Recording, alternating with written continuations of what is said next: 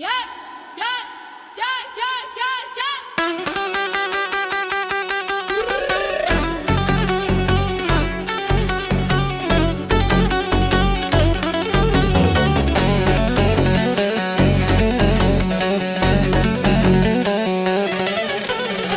Can kardeşim Türkiye'm, yüreğimde yanar adın. Sen ayakta durdukça güçlenir bu iki kadın. Azerbaycan ve Türkiye, bir millet, iki bayrak. Arada olsak da valla bir yürek, bir tek ayar.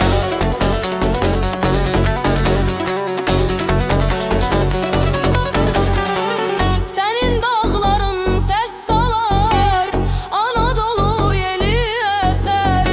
Kardeş değil sarılan var, kanımızdan gelen eser. Bir tarihik, bir kökük biz, bir yol, bir alın yazısı.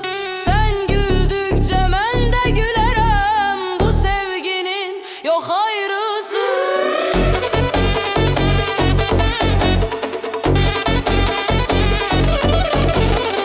Can kardeşim Türkiye'm, yüreğimde yanar adın. Sen ayakta durdukça güçlenir bu iki kadın. Azerbaycan ve Türkiye, bir millet, iki bayrak.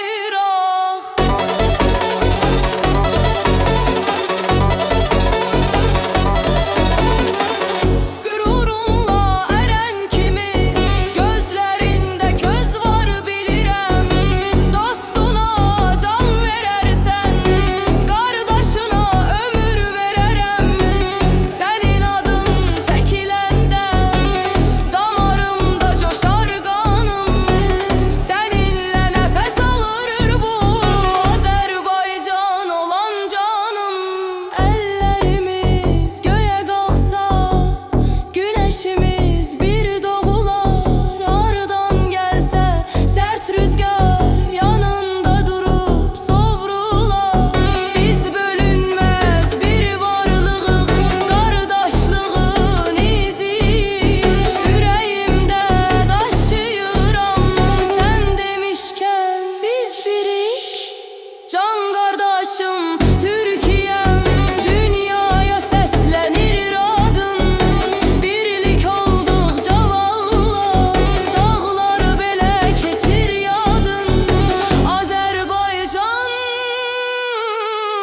Türkiye, bir millet, iki bayrak.